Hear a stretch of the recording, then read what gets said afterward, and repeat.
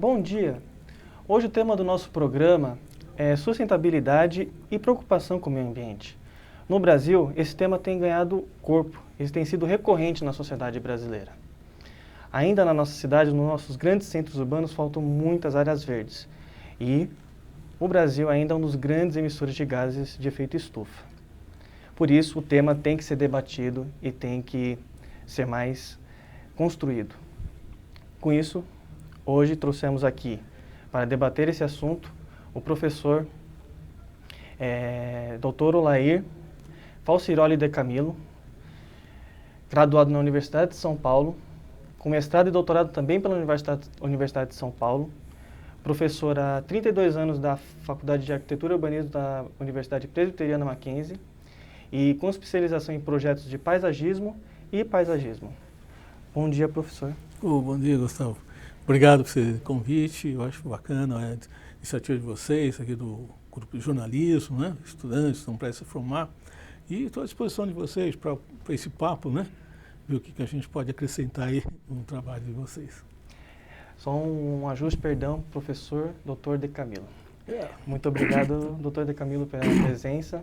E agora, a reportagem do Gustavo Cavalcante, que fala sobre um projeto de reflorestamento do Parque Vila Lobos. Ele entrevistou o Nick Sabei, idealizador desse projeto. Confira agora no VT.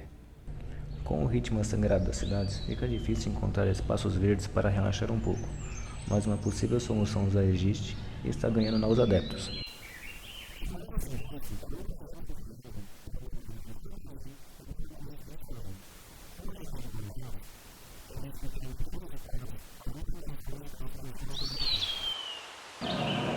Fomos até o Parque Cândido Portinari para conversar com o urbanista Nick Sabei.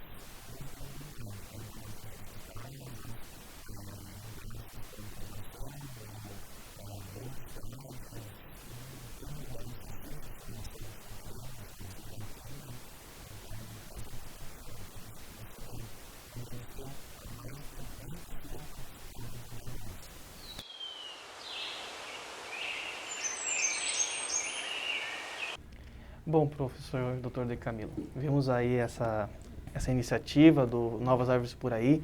Tem outra muito semelhante também do Floresta de Bolso, do Ricardo Cardim. E eu dei uma pesquisada, teve uma primeira ideia que foram os Pocket Parks, não é isso? O floresta verde, ou floresta urbana, se entende como uma grande massa arbórea, verde, verdejante, construída na cidade, né? Isso é uma coisa mais macro, mas para chegar no macro, numa cidade como São Paulo, que você tem cada vez menos espaços livres, pequenos, esses espaços livres, né? Muitas vezes resíduos de desapropriação, ou de um alagamento de rua, ou de outra atividade urbana, ela acaba sendo espaços disponíveis para outros tipos de atividade, depósito de entulho, outras atividades ilícitas, né, que a gente já conhece. Então, esses pequenos espaços poderiam ser aproveitados, né, como o chamado Pocket Park, né, que na tradução literal é um parque de bolso, né, porque por ser pequeno. Então, essa quantidade podendo ser explorada, esses pequenos pocket parks, né, poderiam se transformar uma floresta, né? Ou às vezes, como eu às vezes cito, seria um pequeno oásis, né? Dentro da floresta não verde, sim cinzenta, né? A floresta do concreto, né? Que é a cidade construída.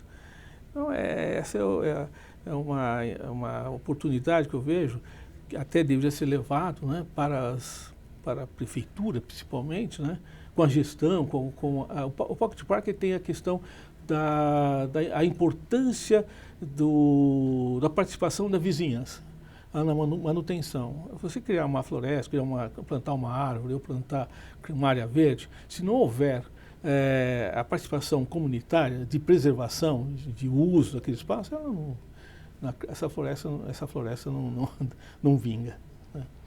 E de onde surgiu, qual cidade foi pioneira nessa iniciativa do Pocket Park? O Pocket Park também surgiu exatamente de uma necessidade que é o que acontece hoje, né? As cidades crescem, vão Professor, ocupando... desculpa te interromper, que a gente vai ter que chamar um intervalo rapidinho, tá? Tranquilo. No intervalo agora, em instantes, voltaremos sobre o assunto do Pocket Park. Amplie seus conhecimentos. Faça pós-graduação no Mackenzie. São mais de 140 anos de tradição e pioneirismo em ensino. Informe-se e crie novas oportunidades em sua vida.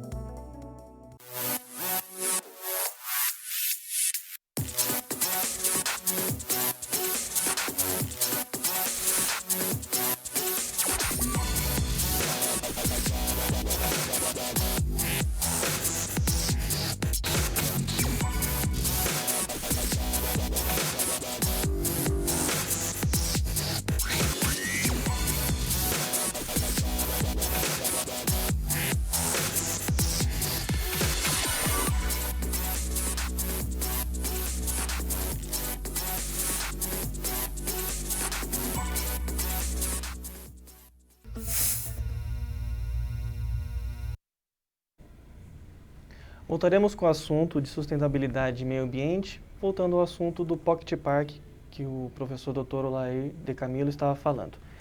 Então, prossiga, Então, professor. vamos lá. O Pocket Park surgiu na década de 60 do século passado, século XX, né, na periferia de Londres. Algumas cidades estavam em crescimento urbano, a parte rural, a parte periférica estava dando espaço para construções, né? E a população, vendo aquela situação, aquela mudança, né, de paisagens, falou, bom, mas daqui a pouco nós não teremos mais a área verde, não teremos mais o contato com a natureza, né, contato com que eles tinham constantemente. Então, vamos preservar algumas áreas, né, de tal forma que, mesmo crescendo, nós teríamos esse contato com a natureza, né. E aí é que surgiram os Pocket Parks, né, dessa forma, com algumas diretrizes, né? Esses espaços deviam ter alguns elementos que reportassem a contato com a vida, com a natureza. Por exemplo, água, né? Tem água. Segundo, permeabilidade do solo. Então, tem que ser áreas não impermeáveis, né? Sendo gramado, pedrisco, terra, alguma outra coisa, vegetação, né? E que pudesse dar aquela contribuição na questão de sustentabilidade, né? E complementando com áreas de lazer, quer dizer, criaram espaços com bancos, áreas de recanto, áreas playground, aí depende da necessidade e da vontade daquela vizinhança. E já nasceu dessa forma. Então, a vizinhança, a comunidade é importante, e ela tem que ser próxima dessa vizinhança, quer dizer, uma distância que as pessoas diariamente possam caminhar e ir até ali, curto espaço de distância, né? E essa forma que surgiu. Isso foi criado, então, os primeiros Pocket Parks na Inglaterra, né? E depois foi do Japão, nos Estados Unidos e outros lugares, começaram também a adotar essa situação, essa situação, né, de preservação de alguns espaços, né, verdes. Sim. E você falou que faltam muitas áreas verdes em São Paulo. Ainda é um centro muito urbano cinza, entre aspas. E foi sancionado o plano diretor do Fernando Haddad o ano passado. E você vê uma melhora no futuro e no presente você vê um aumento de áreas verdes com esse plano diretor sancionado?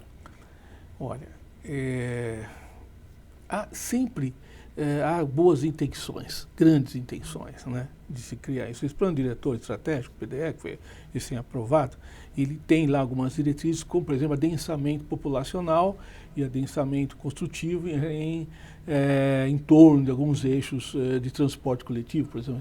Então, mudando até o coeficiente de aproveitamento, taxa de ocupação, etc., né. Em relação às áreas verdes, ainda nós carecemos de realmente uma intenção, não é só as leis, né? Acho que tem que haver uma gestão mais contundente, participação popular, divulgação, ver, a população entender, a população entende que é necessário isso, mas a população prefere, às vezes, aqueles 15% que a lei exige, 15% área mínima, área permeável. Esse 15% é do atual plano diretor. Do plano diretor, 15%, já foi 50%, já foi muito mais, né? Vai diminuindo. Hoje a lei exige em torno de 15%. Qualquer edificação, qualquer projeto a ser edificado, tem que preservar 15% como área permeável, né? E o que ocorre na prática aí já é a vontade da especulação, do empreendedor. Não, aqueles que faz um jardim, mas depois cobre, faz um estacionamento do automóvel. O automóvel, o carro fica mais valorizado do que um jardim, ou uma área permeável, ou uma árvore, né? Então, isso aí, do meu ponto de vista, passa por uma grande divulgação, uma coisa massificante que tem que ser feita em relação à população. E é um plano ambicioso também, porque uma das leis na área de meio ambiente é demarcar 167 parques. Você acha isso possível? Eu volto a dizer assim, como eu falei, as intenções são boas. Eu hoje mesmo estava vendo ontem uma reportagem em que você tem os mananciais hídricos, nós temos as represas, né? Já estão praticamente ocupadas, as suas bordas, o seu entorno praticamente ocupadas, invadidas, né? E a reportagem recente, que uma grande área foi desmatada para ocupação ou invasão, de ocupação populacional, né? Então, havendo as leis, existem algumas leis, mas as leis têm que ser severamente cumpridas. Então, né? E não são cumpridas. De forma alguma. Mas essa gestão... Mas falta mais engajamento da população? Com certeza. Da população. Da população. Porque tem a lei, não é? Porque eu estou ali do lado. A população, né, vai sempre, ela acha que não vai ser, mas vai ser prejudicado a você. É o caso mais ou menos semelhante do caso da dengue, por exemplo, né? Uma coisa diferente. Se a população não cuidar do seu jardim, do seu espaço, não é só ele, o outro vai prejudicar, né? Então tem que haver uma grande... Então, em São Paulo, hoje, se você for ver o percentual de permeabilidade de solo, é muito baixo. Permeabilidade de solo, quer dizer, área permeável, um pouco baixo. Tem que haver jardins, tem que haver mais gramados, tem que haver mais área permeável. Praticamente, hoje, você tem uma cidade totalmente muito impermeabilizada. Nas minhas aulas, com meus alunos, às vezes eu defendo até a possibilidade de, olha, eu quero estar presente, estar vivo, para presenciar um momento que nós vamos fazer o inverso, desapropriar imóveis ou desapropriar construções para construção de áreas verdes ou áreas permeáveis, parques, praças, jardins, né? Que é o inverso, né? Você vê que várias áreas hoje, principalmente ali, nós estamos esse semestre fazendo com os alunos o trabalho na Lapa de Baixo, onde tem muitos terrenos planos, e está sendo a Operação Água Branca, a Operação Lapa, né? Urbana, tem ali, mas você vai analisar, tem intenções boas em relação à questão de ampliar as áreas verdes, né? Mas, no entanto, a aplicação disso, a construção disso, fica aí um espaço muito grande. Sim, há uma contradição até do próprio prefeito com o caso Parque Augusta, não foi? Não, o Parque Augusta, em particular, eu mesmo com o meu grupo de colegas, participamos, fizemos concursos, fizemos projetos, propostas do Parque Augusta, que eles chamam Parque Augusta. Tem participação até aqui do Mackenzie, de abraçar a praça, aquela coisa toda. Ali você tem a cidade está se resumindo cada vez mais a pequenos testemunhos de áreas vegetais ou maciços arbóreos. Ali é um dos pouquíssimos que temos aqui na proximidade, né, do Mackenzie. E ali era a proposta inicial que fosse um parque, né? E aí, por interesses difusos, diferentes, a iniciativa privada conseguiu lá aprovar a implantação de um condomínio, né? E aí a coisa ficou, você já sabe bastante da história, né? Mas continuamos combatendo isso. Professor, encerrou o programa, acabou o nosso tempo. Pô, já? Já. Tá O papo estava muito bom. Olha, tá bom. obrigado pela sua presença, o papo foi muito bom. Eu que agradeço vocês novamente, viu? Estamos sempre à disposição de vocês. Eu acho assim, nós, como educadores, professores, assim, nós temos que estar sempre à disposição para poder, dentro da nossa experiência, contribuir com vocês. Muito obrigado. Parabéns pela iniciativa do... Muito obrigado, doutor De Camilo. Okay? Chegamos ao fim do Papo.com. Agradeço a todos, agradeço a presença do professor Dr. De Camilo e até mais.